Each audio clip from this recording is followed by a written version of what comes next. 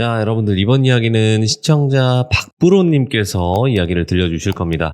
오늘 박부로님께서 해주실 이야기 아마 기억하시는 분들도 계시겠지만 대리운전 괴담으로 등장을 하셨어요. 하지만 박부로님이 대리운전 두 번째 이야기를 할 때쯤에 분명히 말씀을 하셨습니다. 본인은 귀신을 많이 봐왔고 그 귀신을 어떻게 했었다. 기억하시는 분들은 아마 계실 거예요. 그래서 여러 가지 일들을 많이 겪어 오신 분입니다.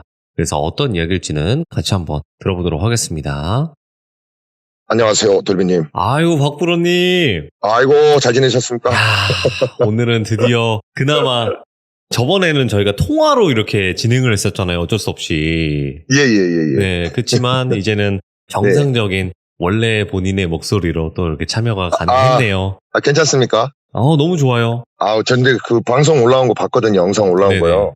돌비님 이렇게 돌아가는 모습 굉장히 인상적이었습니다. 어딜 돌아가요? 돌비님 얼굴이 이렇게 뱅글뱅글 돌았잖아요. 아, 예. 아주 인상적이었습니다. 그 자다니 나가지고 바로 했던 그거. 예. 뭔가 이 초현실주의적인 느낌이 아주 좋았어요. 그게 사실 네. 영의 세계와 현실의 중간 단계라고 해야 될까요? 그럴까요? 네, 그 경계선에 있었어가지고 제가 죄송합니다. 네. 자, 아무튼 좋았습니다. 네. 네, 오늘 박부로님께서 또 이렇게 네네. 찾아와 주셨어요. 너무너무 감사드리고 오늘 네, 박부로님께서 해주실 예. 이야기가 저번에는 뭔가 직업괴담식으로 뭔가 현실 공포도 네네. 포함이 되어 있는 이야기들을 들려주셨지만 실제로 네네. 귀신이라는 존재를 많이 봐오셨다. 네네. 그렇게 말씀을 해주셨고 거기에 어떻게 보면 예, 떡밥이 됐었어요. 마지막에. 예. 오늘 제가 얘기를 전부 다 못할 수도 있을 것 같아요. 제가 중간에 한번 제가 끊어볼게요. 그래서 돌비님 한번 들어보시고 이어서 했으면 좋겠다 아니면은 뭐 다음에 해도 되겠다 이렇게 말씀을 주시면은 그대로 행하도록 하겠습니다. 자, 알겠습니다. 그러면 바로 출발을 해보도록 하겠습니다. 렛츠가. 길이 아시지요? 길이 아니시죠?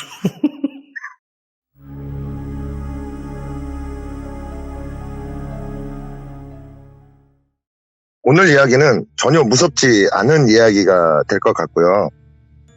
기존인들 봤을 때 시들시들한 이야기가 될까봐 걱정이 되긴 하는데 그냥 한번 편안하게 좀 풀어보도록 하겠습니다. 좋아요. 제가 어렸을 때 얘기를 좀 시작을 해야 될 것 같아요. 제 모든 이야기의 시작인데요. 제가 어렸을 때 저는 전라도 깡촌에서 자랐습니다. 아버지가 어렸을 때 안 계셨어요. 그 당시에 그 사우디아라비아라는 나라로 돈을 벌러 가셨거든요. 그래서 아버지가 안 계셨는데 초등학교 때까지 아버지가 안 계셨고 어머니는 결핵 환자셨어요. 그래서 저희 집에서는 어머니가 각혈을 하는 일들이 좀 비일비재했었고 한 명이 결핵에 걸리게 되면 가족들이 다 걸리게 돼요. 되게 저주받은 병이라는 얘기가 저희 어렸을 때 많았었거든요. 네. 그래서 저희 집은 약간 동네에서 폐병 환자 취급을 많이 당했어요. 근데 저는 몰랐어요. 왜 동네 아이들이 나하고 안 놀아주지? 또래들이 저희 집에 놀러 온 적이 단 한 번도 없어요. 네. 그래서 저는 지금도 제 친구들이 가끔씩 놀러 오면 굉장히 어색해요. 그럴 만큼 어렸을 때 또래들하고 잘 어울리지를 못했었고요. 그러다 보니까 제가 불안 증세도 굉장히 심했고 ADHD라고 그러죠. 아무튼 그런 상태였습니다. 제가 굉장히 좀 불안 증세가 심했고 ADHD가 굉장히 심하다 보니까 학교에서도 좀 문제가 좀 많았었어요.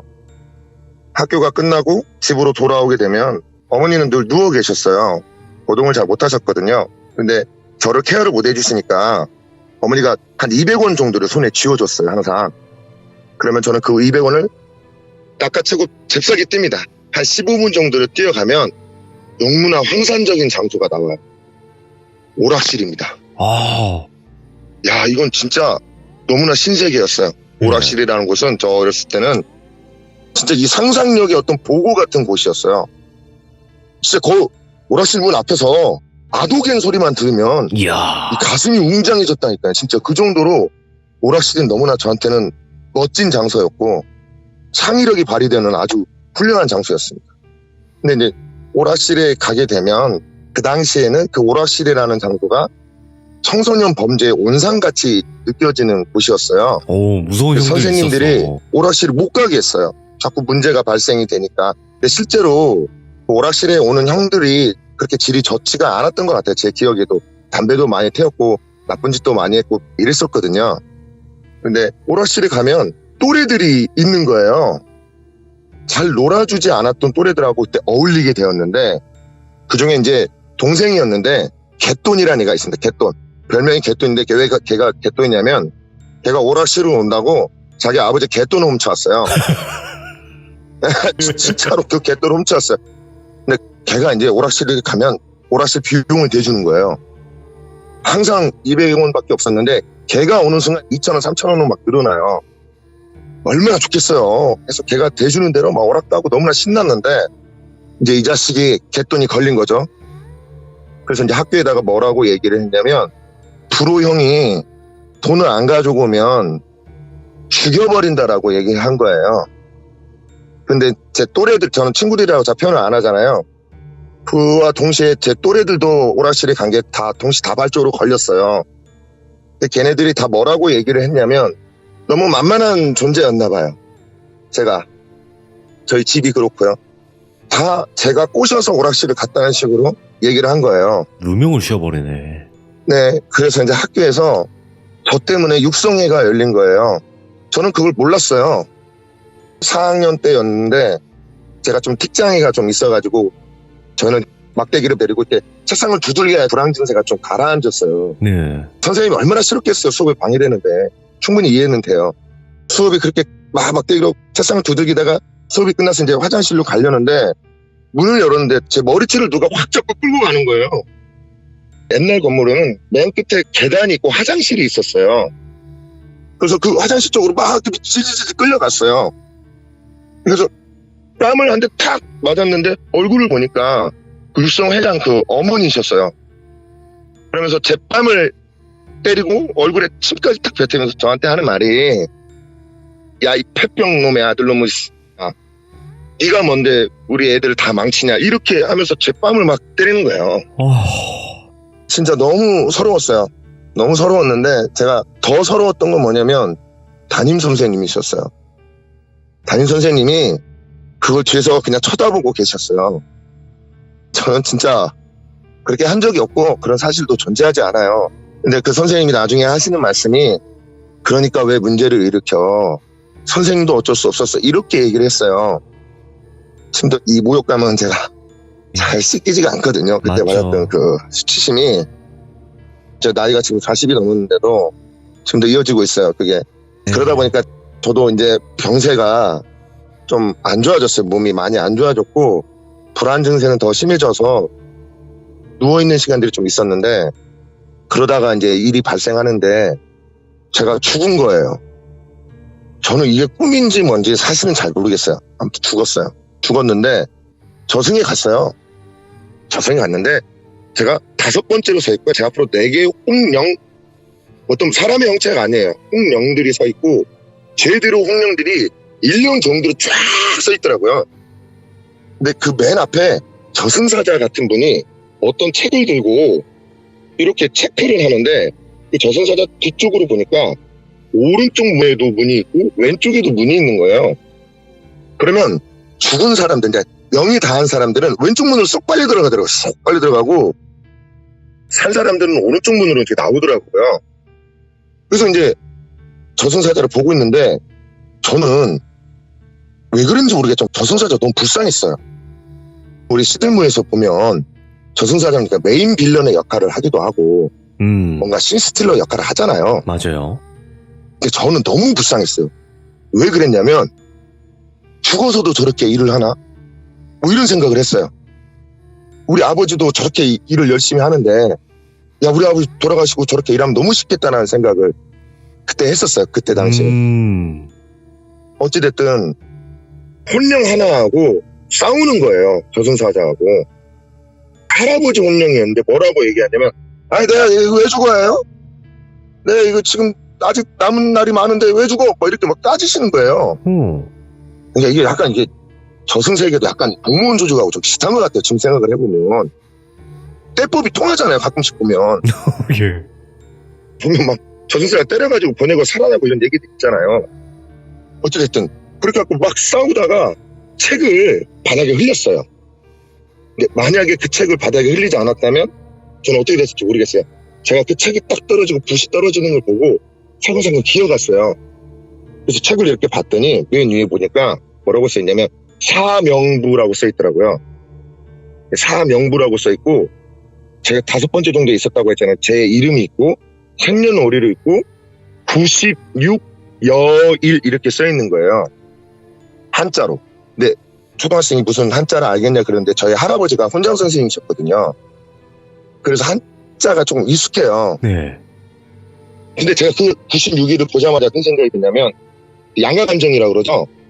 와 살았다 이런 안도감과 동시에 어차피 돌아가봤자 96일밖에 못 사는 거잖아요.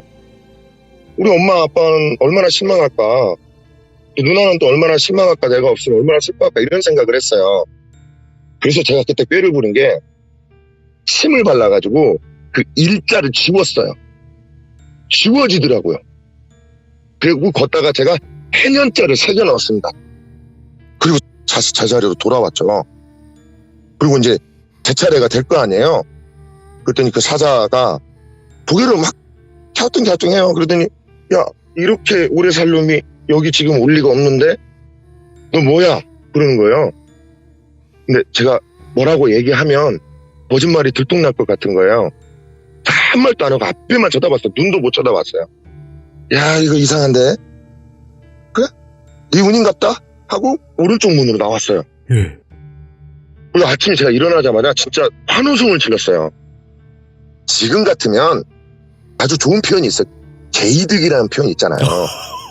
근데 그런 게 있었으면 나는 진짜 아침 일어나면 개이득이라고 외쳤을 거예요. 그때 아싸라비아 뭐 그랬던 것 같아요. 제가 아침에. 일어나서 제가 그때부터 달력에다 체크를 하기 시작해요. 실제로 내가 96일 후에 죽나 안 죽나. 만약에 내가 96일을 넘어가게 되면 나는 사는 거예요. 네. 제가 그때 그 생각을 했어요. 체크를 했는데 마침 우리 동네에 그 시골 동네에 참 이해가 안 되는 게 뭐냐면 그 시골 동네에 주택단지가 들어섰어요. 약간 아파트같이 생긴 주택단지가 한 8채 정도가 저희 집 뒤쪽에 생겼어요. 근데 거기에 이제 아이들이 완공이 되면서 들어오잖아요. 전 너무 좋았던 건 제 또래들은 저하고 안 놀아주는데 걔들은 저를 몰랐어요. 저희 집이 폐병인지도 모르고 다 몰랐어요. 그러니까 저는 그 아이들하고 놀기 시작한 거예요. 너무 재밌었어요. 너무 재밌었는데 그 중에 궁이라는 아이가 있었습니다. 궁이라는 아이. 근데 하나 둘씩 건물이 완공이 되고 이제 그 친구랑 놀다가 1동이 이제 깔끔하게 다 완공이 된 상태였어요. 그래서 1동 위에 옥상에 올라가서 그 친구랑 이제 노는데 말을 하는데 침을 이렇게 자꾸 흘리더라고요. 네. 그게 저는 어린 마음에 너무 보기가 싫었던 거예요. 그래서 제가 야이씨 침 흘리고 이씨 에이 하면서 아이 재수없어 이씨 하고 이제 내려왔거든요. 1층으로 이렇게 내려오는데 갑자기 정수리 부분 있잖아요. 정수리 부분이 어떤 느낌이었냐면 왜 우리 돋보기로 해 모아서 찻같이 대보면 타듯이 엄청 뜨거운 거예요. 순간적으로. 그래서 위를 봤더니 벽돌 있잖아요. 벽돌. 벽돌 중에서도 브로코라고 해가지고 구멍이 한 5개 정도 뚫려있는 벽돌. 되게 무겁거든요. 벽 세울 때 세우는 그 돌이 제 바로 머리 위에 있는 거예요. 근데 제가 놀랬던 건 그 친구의 표정이에요. 낭만에 이렇게 기대고 밑을 바라보고 있는 그 친구 표정을 보니까 제가 지금까지 봤던 웃음 중에 가장 소름 돋는 웃음이었어요. 너무 환하게 웃고 있는 거예요. 진짜 쨍 하고 웃는다는 표현이 맞는 표현이니까 너무 환하게 웃고 있는 거예요. 그래서 제가 그 돌을 확 피했어요. 뭐 이렇게 멋지게 앞부르기가 아니라 넘어지면서 피한 거죠. 그리고 나서 이제 어떻게 하겠어요. 열이 받잖아요. 옥상으로 막 뛰어 올라갔습니다. 옥상문을 팍 차고 그 자식 멱살을 잡고 이제 제가 턱을 한 대 갈기려고 이렇게 주먹을 딱 쥐었는데 그때 당시에 제가 들었던 생각이 뭐냐면 얘는 이 돌을 어떻게 들었지? 얘는 이 돌을 들 수가 없어요. 팔다리가 진짜 얇은 친구거든요.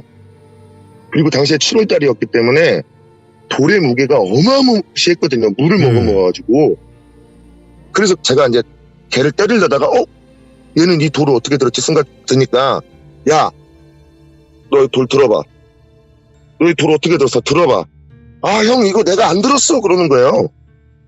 야, 이 새끼가 나 죽이려고 지금 돌 든 거 아니야? 이거 돌 들어봐. 그랬더니, 못 들겠다는 거예요. 막, 못 듣는 척을 하는 것 같아요. 쇼하지 말고, 씨. 그래갖고 제가 이제, 돌을 이렇게 들어봤더니 저도 못 들겠는 거예요, 돌을. 미스тер이잖아요. 그래서 추궁을 했죠. 야, 너 이거 돌을 어떻게 던졌어? 어떻게 던졌어? 라고 했더니, 얘가 하는 말이 뭐냐면, 어떤 시커먼 옷을 입은 아저씨가 와가지고, 재밌는 거 보여줄게. 이랬대요. 그래서 그걸 그 사람이 들어서 던졌다는 거예요, 밑으로. 엄마. 그래서 그 친구는 그게 재밌다고 들었잖아요. 그러니까 그렇게 재밌는 모습을 본 거예요, 위에서. 네. 그 재밌는 장면을. 걔는 진짜 순수하고 잘못이 없어요, 지금 생각을 해봐도. 근데 저는 너무 소름 돋잖아요. 그럼 이 건물에 시커먼 옷을 입은 아저씨가 일부러 돈을 던졌다는 건가? 근데 아무리 생각해도 그럴 수가 없어요. 왜냐면은 옛날 건물들은 문을 닫고 여는 소리가 들리는데 그런 소리를 제가 못 들었거든요. 그래가지고 제가 너무 이제 기분이 나빠가지고 걔랑 더 어울리지 않고 집으로 돌아왔어요. 돌아와서 보니까 날짜를 보니까 그날이 96일이더라고. 그날이 96일이었어요. 예. 그리고 그날 저녁에 이제 꿈을 꾸는데 이게 제 모든 영적인 이야기의 시작이 되는 포인트인데 네네. 시커먼 옷을 입은 그 사람이 나타나더라고요. 그러더니 저한테 하는 말이 야씨 네가 오늘 죽었어야 하는데 야 이거 네 운이다. 대신 너는 보게 될 거다라고 얘기하고 사라졌어요. 그때부터 제가 이제 보기 시작한 겁니다. 귀신이라는 존재를.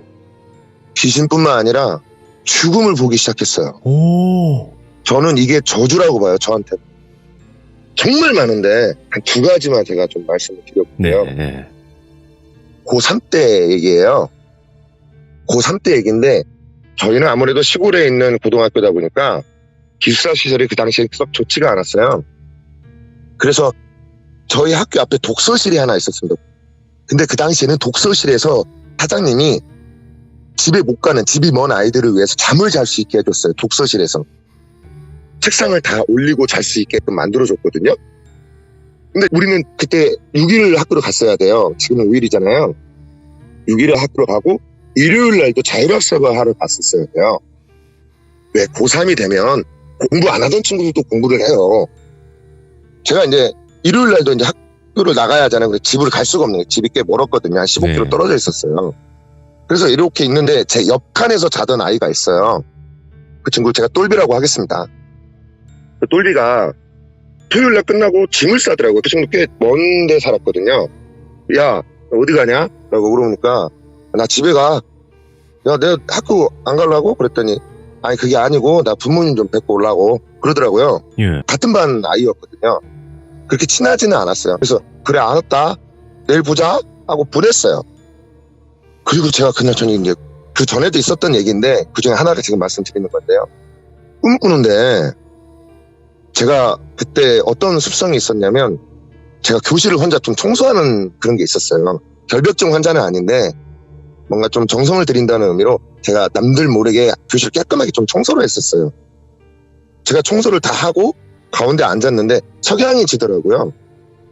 그러더니 그 친구가 문을 열고 쓱 들어와요. 그러더니 하는 말이 야 프로야 나 죽었다. 뭐라고? 나 죽었어. 그게 뭔 개소리야 임마. 앞에 있구만. 아니요 프로야 나 죽었어. 야 네가 어떻게 죽었는데? 그랬거든요 제가. 그러더만 이제 이 친구가 칠판에다가 자기 죽은 걸 그리는 거예요. 어떻게 죽었는지를 알려주는 거예요. 어떻게 죽었는지 알려주는데 왜 우리가 분필을 들고 그리면 똑바로 안 그려요. 뒤돌아서 그리면 똑바로 그리는데 몸을 살짝만 이쪽으로 틀고 그리면 똑바로 안 그려지게 돼요. 약간 비틀게 그리게 되거든요. 그렇게 비틀게 사거리를 그리더만 점선을 이렇게 긋더니 자기가 오토바이를 타고 가다 좌회전하다가 잘못 틀어갖고 전봇대에 가슴이 받쳐 죽었다라고 얘기하는 거예요. 자기가 죽은 포인트는 X자를 쳤어요. 그래서 야 네가 이렇게 죽었다고? 그랬더니 그렇대요. 그러더만 프로야 나 간다. 너 잘 지내라. 이렇게 얘기하고 나가더라고요. 오. 너무 찝찝하잖아요. 토요일 날 꿨던 꿈인데 그 꿈이. 일요일 날 제가 이제 등교를 했죠. 근데 선생님이 되게 어두운 표정으로 들어왔어요. 그날 날씨도 기억나는 너무 흐린 일요일이었어요. 그리고 선생님이 딱 자리에 앉자마자 하시는 말씀이 야 얘들아 똘비가 죽었다잉 그러는 거예요. 그러더만 난 그 선생님도 좀 이해가 안 되는데 야 너희들 오토바이 타지 마야. 오토바이 타면 이렇게 된다 하면서 그림을 그리는데 걔가 그렸던 그 포인트에 정확하게 그 그림을 그리는 거예요. 우와. 똑같이 그린 거예요. 똑같이 점선까지 똑같이 X자까지 똑같이 그렇게 갔어요. 그 친구가. 제가 이런 비슷한 게 지금도 이어지고 있거든요. 전 저주라고 봐요. 그럴 수도 있겠다. 예. 네, 전 이걸 저주라고 봐요. 한 번도 틀린 적이 없거든요. 그럼 이제 하나만 더 말씀드리고 심하게 하겠습니다. 그냥 편하게 하세요. 네, 예. 편하게 하셔도 돼요. 예. 한 가지만 더 말씀드려보면 이제 대학교로 가요. 대학교로 가보겠습니다. 그때 제가 기숙사에 있었거든요. 6년 내내 학교 졸업할 때까지. 그래서 제가 기숙사에서 있었던 얘기예요. 저희 학교에서 당시에 국제적으로 어떤 대회를 열었어요. 이거 제가 얘기하면 저희 학교가 너무 드러나 버려서. 좀 돌려 얘기하셔도 돼요. 예. 예, 어떤 대회를 열었는데 그게 성황리에 끝났어요. 잘 끝났어요. 그래서 학교에서 뭘 했냐면 이게 어떻게 연결이 되는지 모르겠지만 레이싱 대회를 열었어요. 레이싱? 야, 이게 진짜 연결이 안 되실 텐데 오. 레이싱 대회를 연 거예요. 근데 저희 룸메이트가 그 레이싱 대회의 통제 인원을 모집하는 인원책이었어요. 네. 저희 룸메이트 막내가. 그래서 이제 저한테 와가지고 형 끝내주는 알바가 있는데 할라요? 이렇게 물어보더라고요. 그러길래 뭔데 그래? 얼마나 주냐? 그러니까 그때 제 기아가 8만 원인가 9만 원인가 그 정도 줬다는 것 같아요. 예. 근데 그 당시에는 8만 원 9만 원 큰 돈이었습니다. 제가 그때 이거 아실 수도 있겠지만 그 당시 학교를 다녔던 분들은 제가 그때 기숙사에서 기숙사 놀이시설을 관리하는 알바를 했었어요. 저는 돈을 참 좋아하거든요. 그래서 이제 뭐 당구 공도 나눠주고 탁구 채도 나눠주고 이렇게 한 달 일해봤자 한 10만 원 12만 원 정도밖에 못 받았습니다. 어허. 근데 하루에 8만 원이면 엄청 큰 돈이잖아요. 무조건 간다고 했죠. 그랬는데 제가 이제 금요일 날 정도에 이제 꿈을 하나 꾸는데 그게 뭐냐면 도로에 사람들이 이렇게 일렬로 서 있어요. 근데 이 차들이 사람들을 이렇게 치고 가는 거예요. 꿈에서. 저는 아슬아슬하게 피해가는 거예요. 그러니까 사람이 5이 서 있으면 4명을 치고 저는 안 치는 거예요. 꿈에서. 꿈 이상하잖아요. 그래갖고 이제 저녁 때쯤인가? 오후 때쯤에 이제 그 친구가 왔어요. 그러더니 저한테 하는 말이 형 내가 진짜 너무 미안한데 형 못 가게 됐어. 그러는 거예요. 예.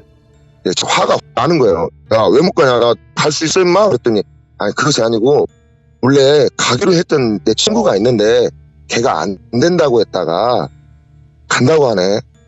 그래서, 형이 못 가게 됐어. 근데, 잘 아시겠지만, 아무리 그런 꿈을 꾼다 해도 연결은 안 하잖아요, 보통은. 제가 성질을 버럭버럭 냈습니다. 야, 이 상도덕도 없는 놈 새끼야. 간다고 했으면 끝까지 보내줘야지. 너 이런 거 말이 되냐? 너 진짜 너무한다. 그랬더니, 형 내가 입장이 너무 곤란해. 형은 못 가게 됐어. 형 그렇게 해주면 안 돼? 그랬더라고요. 근데 얼굴 표정을 보니까 엄청 난감해 하더라고요. 네. 그래서 알았다. 근데 나중에 갔다 오면은 순살닭이라도 하나 쏴라. 이렇게 얘기를 했어요. 그래서 저는 안 가기로 했습니다. 그렇게 이제 주말이야. 그게 토요일인지 일요일인지 정확한 기억이 안 납니다. 그 친구가 하얗게 질렸고 저녁에 온 거예요. 오. 저녁이었어요. 그랬더니 형 큰일 났어. 왜? 친구들이 다 죽었어. 그 뭔 소리야? 네 친구들이 왜 죽어? 형, 내 친구들 다 죽었어. 그러니까 얘기를 해봐요. 왜 죽었냐고. 그러니까 얘기를 들어보니까 1등으로 들어온 사람이 있어요. 예? 그 1등으로 들어온 사람이 왜 세레머니라는 걸 하지 않습니까? 그 사람도 이해가 안 되는 게 그 좁은 데서 거기서 드리프트 세레머니를 했나 봐요. 그 타이어 태워가면서 빼끗빼끗 도는 거 있잖아요. 네. 그걸 하다가 차가 전복이 돼가지고 통제 인원 쪽으로 떨어진 겁니다. 차가 뱅글뱅글 돌다가 통제 인원들이 있는 데로 싹 넘어간 거야. 예. 그래서 이제 그 친구가 하는 말이, 형, 나는 친구들이 살아있는 줄 알았어. 왜냐면 다 나를 보고 있었거든. 근데 형 가서 나는 까부라칠 뻔했네. 왜? 목이 돌아가서 자기를 보고 있었던 거야. 전부 목이 다 돌아가서 자기를 눈 뜨고 바라보고 있었대요. 그렇게 얘기하더라고요. 이거는 실제 있었던 얘기고 조금만 검색을 해봐도 나올 수도 있는 얘기인데, 예. 저는 어쨌든 죽음을 피했습니다. 근데 그 아이들이 다 20살 아이들이었거든요. 그럼요. 아이고. 지금 살아있다면 저처럼 가정을 이루고 행복하게 살고 있을 것 같은데, 어쨌든 그 친구들은 그렇게 목숨을 다 했습니다. 유명을 달리했었던 일이고, 학교 내에서 보상 문제로 굉장히 시끄러웠던 문제예요, 이 문제가. 근데 저는 살았잖아요. 안 갔기 때문에. 그래서 제가 한번 이렇게 나중에 어떤 스님하고 얘기를 하는데 너무너무 기분 나쁜 얘기를 들었어요, 제가. 오, 예. 뭐라고 하냐면, 명땜이라고 하더라고요. 명땜. 명땜. 네. 제가 명땜을 했대요. 예. 원래는 일찍 죽어야 할 놈은 남의 명땜으로 이어서 살아간다 하더라고요. 그렇게 하면서 네 명땜을 제대로 채웠다라고 하더라고요. 너무 기분 나쁜 말이고, 예. 지금도 사실은 안 믿고 싶어요. 예. 그렇게 생각을 합니다. 저는 사실은 이제 덤으로 살아간다고 생각해요. 저는 솔직하게 한편으로는, 마음 한편으로는 덤으로 살아간다고 생각을 하기 때문에, 그래서 좀 성실하게 살아가려고 하고요. 웬만하면은 나쁜 짓 안 하고 좀 긍정적인 생각을 갖고 살아가려고 노력하고 있습니다. 근데 문제는 제가 거기서 끝난 게 아니라 이게 지금도 이어지고 있어요.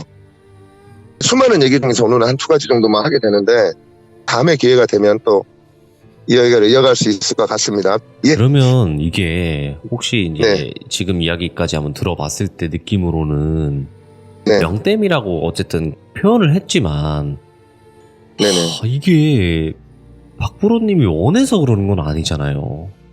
그러니까 모르겠어요. 제가 사실은 그런 생각도 해봐요. 처음에 그 책자를 차라리 고치지 말걸, 그냥 명대로 살걸, 이런 생각도 사실은 해봐요.